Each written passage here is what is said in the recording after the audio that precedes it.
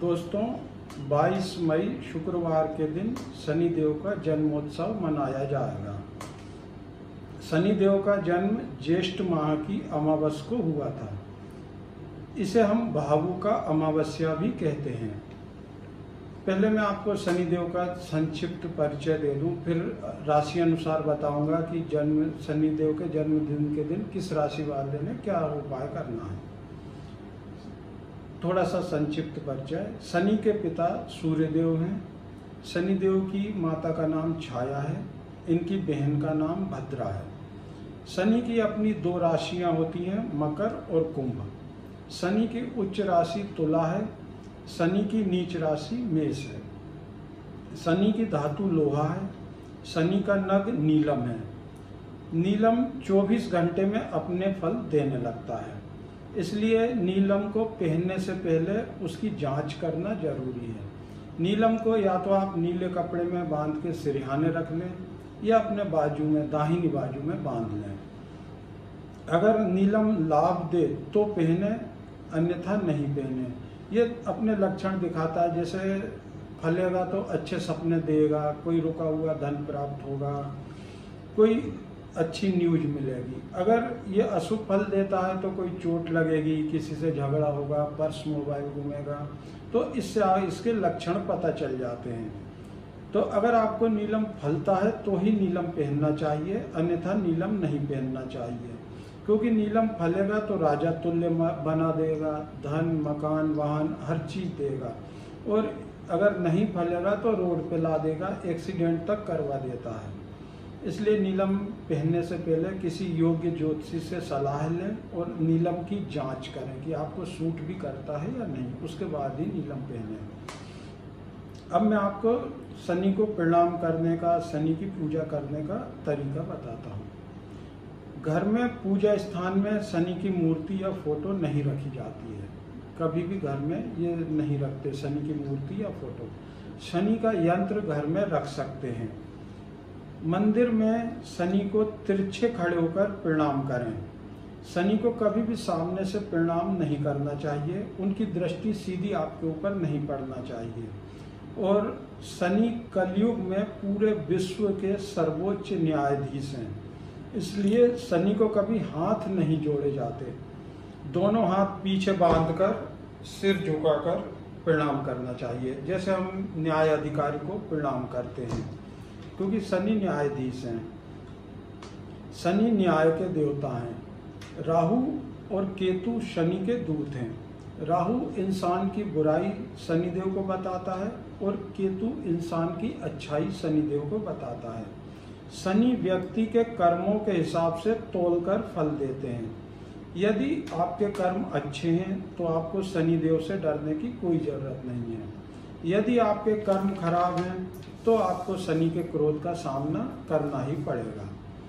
शनि की दृष्टि के कई किस्से हैं। शनि की 7.5 के कई किस्से बताए गए हैं। शास्त्रों के अनुसार शनि की दृष्टि पड़ने से उनके पिता सूर्य कोढ़ी हो गए थे। उनका सारथी अरुण पंगु हो गया था। सूर्य के रथ के घोड़े भी अंधे हो गए थे। शनि देव की दृष्टि के कारण ही गणेश जी की गर्दन भी कटी थी। सम्राट हरिश्चंद्र, राजा नल, इनका राजपाट भी शनि की 7.5 में ही छिना था। पांडवों को भी वनवास जाना पड़ा था। इस तरह के बहुत सारे वृत्तांत हैं जिनमें शनि की 7.5 ढैया में बड़े से बड़े व्यक्तियों को कष्ट भोगना पड़ा था। शनि की दृष्टि पड़ने से अच्छों का सर्वनाश हुआ था। अब शनि और हनुमान जी, पूरे ब्रह्मांड में सिर्फ हनुमान जी ही हैं जिन पर शनि का प्रभाव नहीं पड़ता है। इनके 2 किस्से हैं। एक बार माता सीता को खोजते हुए हनुमान जी लंका में पहुंचे थे। तब उन्होंने शनि को कारावास में उल्टा लटका देखा था। हनुमान जी ने ही शनि को बंधन मुक्त किया था। तब शनि ने प्रसन्न होकर कहा था, प्रभु जो आपका भक्त होगा उसे मेरे अशुभ फल कभी नहीं मिलेंगे। आपने देखा होगा कि जब हनुमान जी लंका जला रहे थे तो लंका तो सोने की थी, सोना कभी जलता है? जब शनि ने हनुमान जी को परेशान देखा तो शनि ने अपनी दृष्टि लंका पर डाली थी, उसकी वजह से लंका काली पड़ी थी। एक और पौराणिक कथा है, हनुमान जी समाधि में लीन थे तो शनि आकर उनको परेशान करने लगा।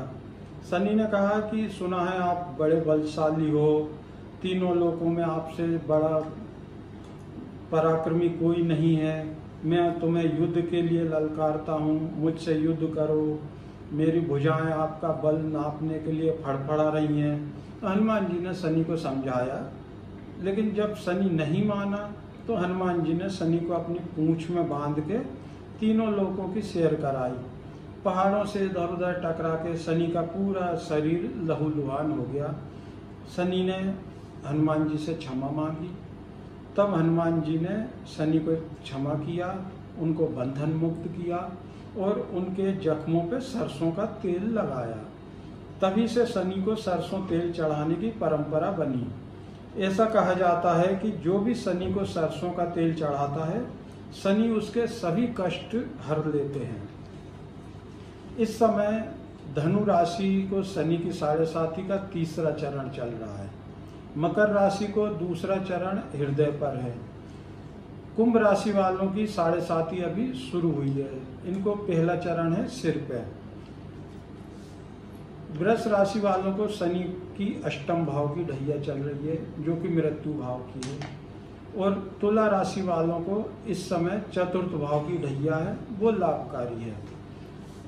जिन राशि वालों को शनि की 7.5 या ढैया चल रही हो, या जिनकी कुंडली में शनि अशुभ बैठा हो, या जिनको शनि की महादशा अंतरदशा चल रही हो, वह व्यक्ति शनि जन्मोत्सव के दिन 22 मई शुक्रवार के दिन शनि देव का पूजा पाठ करके शनि देव को प्रसन्न कर सकते हैं और शनि के अशुभ फलों से मुक्ति पा सकते हैं।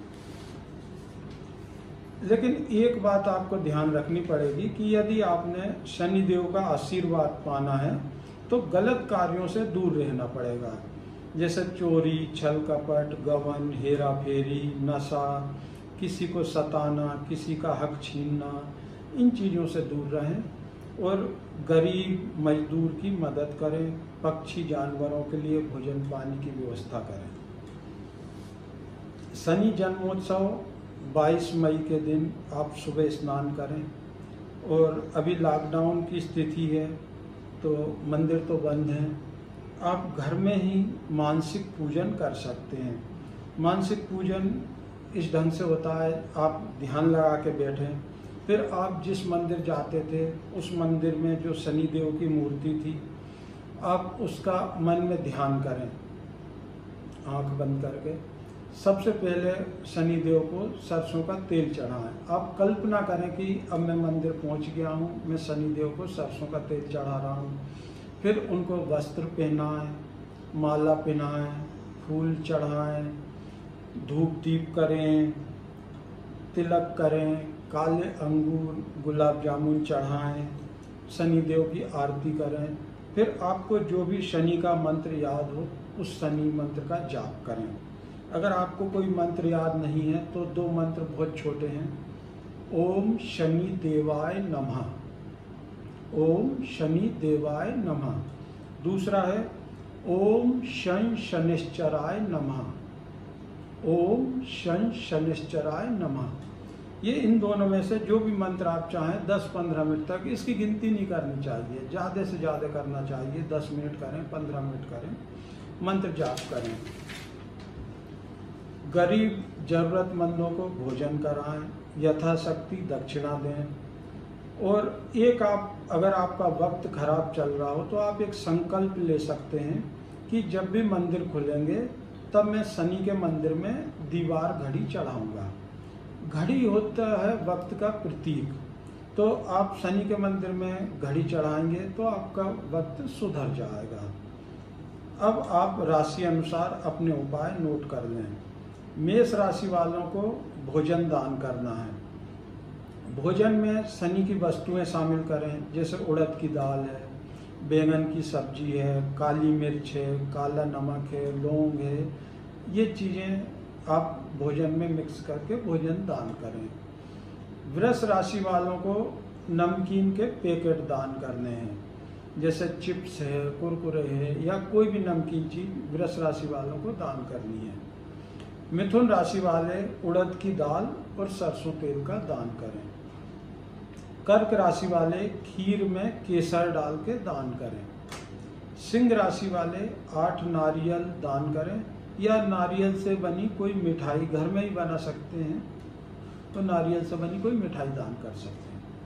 कन्या राशि वाले बादाम का पैकेट दान करें। तुला राशि वाले काजल या सुरमे का दान करें। वृश्चिक राशि वाले जरूरतमंदों को जूते चप्पल का दान करें। धनु राशि वाले पूड़ी या पराठे के ऊपर सूखी सब्जी रख के दान करें। मकर राशि वाले रसोई घर में काम आने वाली लोहे की वस्तुएं, जैसे तवा है, चिमटा है, कढ़ाई है, कलछुई है, जो भी आपकी श्रद्धा सामर्थ्य हो, तो रसोई घर में काम आने वाली कोई लोहे की वस्तु, बर्तन दान कर दें। कुंभ राशि वाले उड़द की दाल के दही बड़े बना के दान करें।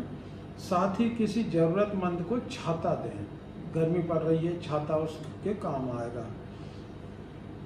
मीन राशि वाले चाय की पत्ती या कॉफी का दान करें, साथ में दूध का पैकेट और चीनी का पैकेट भी दें। धन्यवाद दोस्तों।